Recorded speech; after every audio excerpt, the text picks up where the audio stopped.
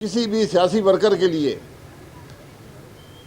चाहे वो किसी सतह पर हो, मुकामी सतह पर हो, सूबाई सतह पर, कौमी सतह पर, उसके लिए सबसे मुश्किल काम अपनी जमात को छोड़ना होता है।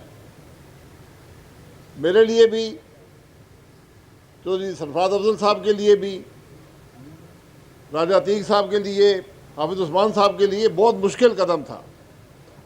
लेकिन अपनी सियासत से, अपनी जमात से एक चीज़ बालातर होती है और उसका नाम पाकिस्तान और पाकिस्तान का आईन है।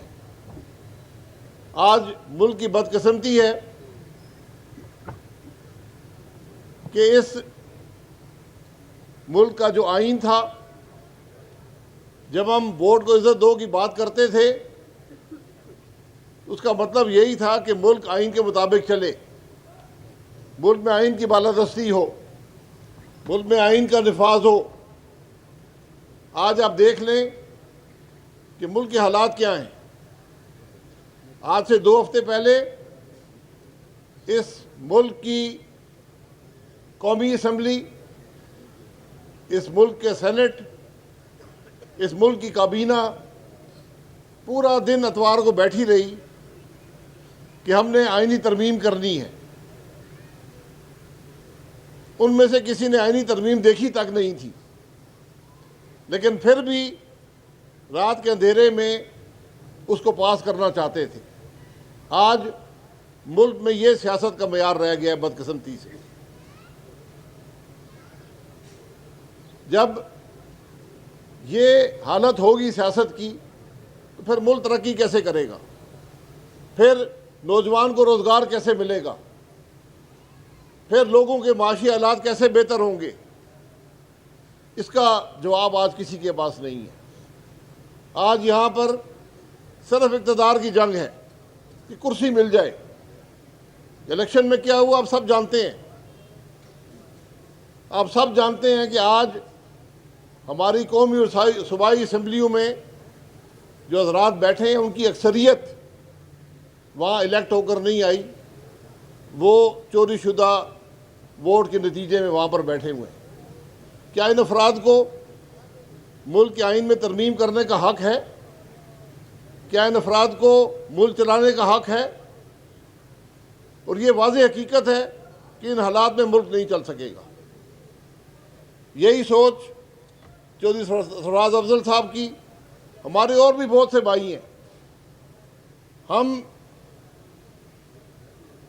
हमारे साथ बहुत से लोगों ने रब्ता किया है, लेकिन हम ये चाहते हैं कि ये जमात जो है, ये ग्रास रूट लेवल से, ये चंद इलेक्टेबल्स का टोला ना हो, ये अवामी सतह से ये जमात ऊपर उभरे और मुल्क के मसाइल की बात करे, मुल्क में आइन के नफाज की बात करे, इस मुल्क के मसाइल की बात करे, इस मुल्क के अवाम की फलाह की बात करे। ये वो तमाम बातें हैं जो आज आप पाकिस्तान की सियासत में नहीं सुनते। आज पाकिस्तान की सियासत सिर्फ गाली गलौज का नाम है।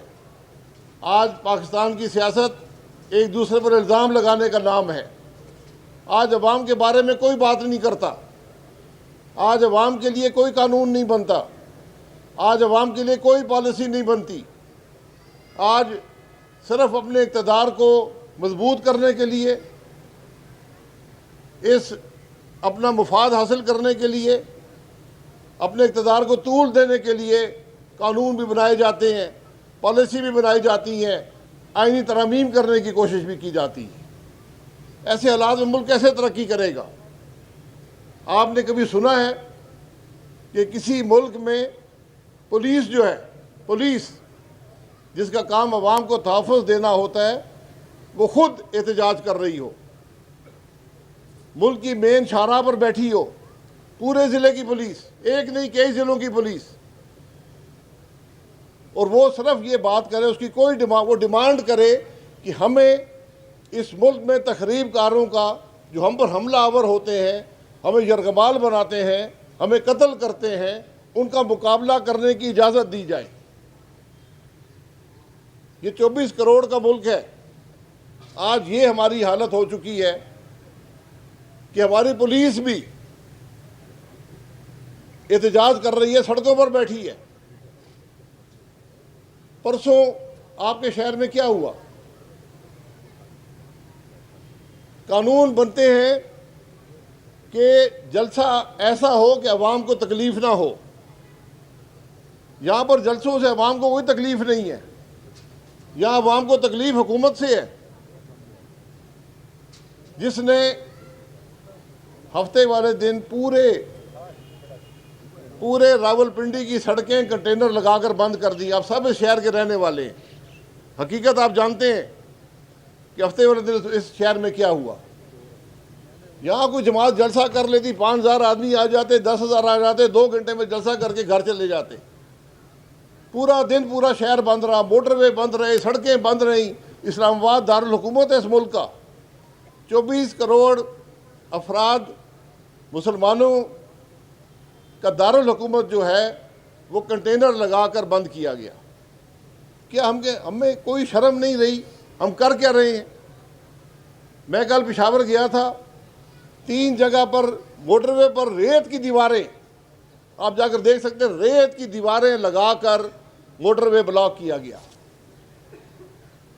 क्यों ब्लॉक किया गया? कि वहां से जो लोग शामिल होना चाहते जलसे में वो ना आ सके। पीटीआई ने जो कुछ किया उसको पूरा पाकिस्तान जानता है। इमरान खान ने 3 साल 8 महीने में इस मुल्क के लिए एक पैसे का काम नहीं किया। जो इखलाकी इक़दार थे इनको तबाह किया, जमहूरी इक़दार को तबाह किया। लेकिन जमहूरियत का असूल है कि एहतजाज आईनी हक है, कानून के दायरे के अंदर रहते हुए एहतजाज आईनी हक है। ये किसी को इख्तियार नहीं है कि मेरा रास्ता रोके, सड़कें ब्लॉक करे, मोटरवे पर रेत की दीवारें खड़ी करे और मुझे जलसे में ना पहुंचने दे। ये सियासत के असूल हैं, ये जमहूरियत के असूल हैं। यही जमहूरियत का हुस्न होता है कि हर आदमी बात कर सके इखलाक के अंदर, दायरे के अंदर रहकर। तो ये ऐसी सोच कहाँ से आई है? मैं सिर्फ ये पता करना चाहता हूँ। जिस मुस्लिम लीग नून में हम थे उसमें ये सोच नहीं हुआ करती थी। हमने पीपल्स पार्टी का दौर भी देखा, हमने 9 साल मुशर्रफ साहब के भी काटे, हमने 3 साल 8 महीने इमरान खान के भी काटे, लेकिन ये हालात हमने कभी नहीं देखे। जलसे हमने किए। आज किस बात का खौफ है हुकूमत को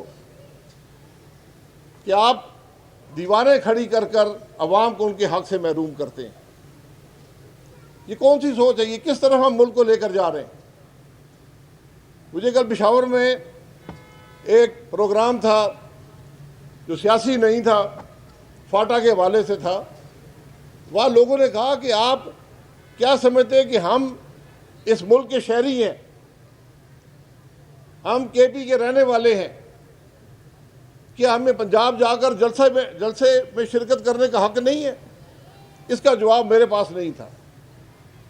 ये आज बदनसीबी है मुल्क की कि हम तफरीक को मज़ीद फैला रहे हैं, हम निफाक को बढ़ा रहे हैं।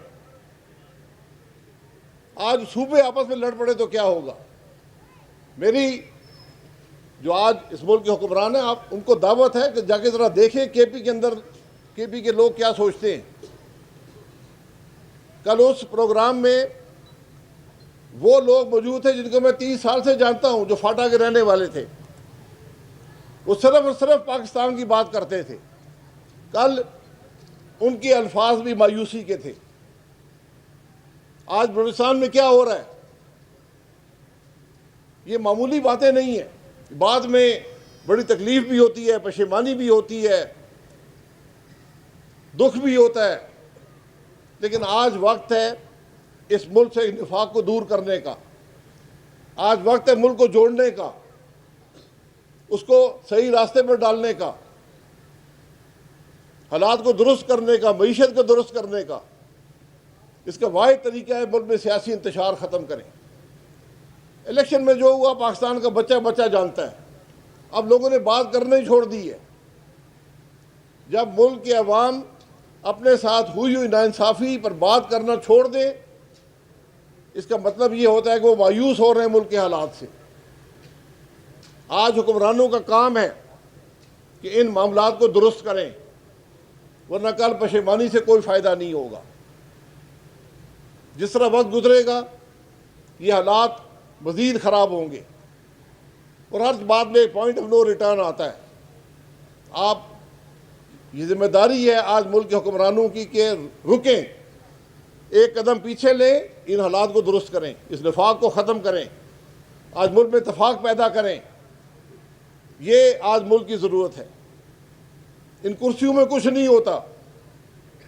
आज जिन कुर्सियों पर ये साहिब इक़्तिदार साहिब इख्तियार बैठे हैं, बहुत से लोग इन पर पहले भी कुर्सी में बैठे रहे, वो आज कहाँ पर हैं? उन्होंने मुल्क को क्या दिया? कि अवाम को याद रखते हैं। आज हमारी बदनसीबी ये है कि हम अपनी तारीख उठाकर देखते हैं तो कोई शख्स नज़र नहीं आता जिसके बारे में हम ये बात कर सकें कि उसने मुल्क के लिए काम किया हो, उसने मुल्क के हालात को बेहतर किया हो। हाँ, हमें लोग ऐसे मिलेंगे जो कुर्सियों पर बैठे रहे, 5-5, 10-10, 15-15, 20-20, 30-30 साल बैठे रहे, लेकिन मुल्क को कुछ ना दे सके। तो सियासत बराए सियासत, सियासत बराए कुर्सी, सियासत बराए इक़्तिदार जो है ये हमेशा नाकाम रही है। आज आपको हक की बात करनी पड़ेगी, आपको आइन की बात करनी पड़ेगी। मैं हर जगह कहता हूं, दुनिया का हमारा जो आइन है वो इतना बड़ा आइन है कि 7वें नंबर पर है दुनिया में, 7वें या 8वें नंबर पर। वाहिद आइन है दुनिया का जिसमें हलफ भी हर आइनी ओहदे का शामिल है। हम जहाँ जाते हैं लोग पूछते हैं कि हमारे हालात कैसे बेहतर होंगे, हमारे मामलात कैसे बेहतर होंगे, मुल्क कैसे तरक्की करेगा। सिर्फ एक रास्ता है, जो आइनी ओहदेदार हैं इस मुल्क के, ये इब्तदा करें, आइन तोड़ना छोड़ दें। हर आइनी ओहदा रखने वाला शख्स हर रोज इस मुल्क का आइन तोड़ता है। फिर आप कहते हैं मुल्क नहीं चलता। भाई आइन आपको पसंद नहीं है तो तरमीम जो है अवाम के सामने रखकर करें ना। आप क्यों अवाम से तरमीम छुपाते हैं? ये तरमीम हुकूमत तो आपकी आज है कल नहीं होगी, आपका इक़्तिदार आज है कल नहीं होगा, लेकिन इस मुल्क के लोगों ने यही रहना है, इस तरमीम में भी यही रहना है जो आप कर रहे हैं। तो खुदा के लिए इस मुल्क का भी ख्याल करें। ये आपकी कुर्सियाँ इस मुल्क से जुड़ी हैं, इसी मुल्क के अवाम ने आपको दी हैं। आपने जो रास्ता अपनाया है, आज के साहिब इक़्तिदार जो हैं, साहिब इख्तियार हैं, ये मुल्क इस रास्ते का मुताम्मल नहीं हो सकता।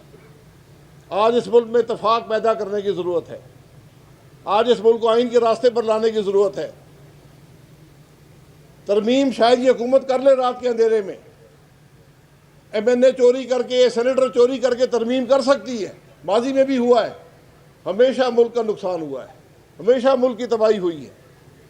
ये मामूली बातें नहीं है, बात समझने की है। इस बात की आज ज़रूरत है, इस मुल्क को आइन के रास्ते पर लाएं, इस मुल्क से सियासी इंतशार दूर करें, वहीं से माशी तरक्की भी होगी। और कोई रास्ता नहीं है माशी तरक्की का। मईशत भी आइन से जुड़ी है। आज इस मुल्क का नौजवान क्या चाहता है? मुल्क का नौजवान चाहता है उसको इज्जत दें, उसका हक दें, उसकी राय का एहतराम करें, उसको रोज़गार का मौका दें, कारोबार का मौका दें। ये सब चीज़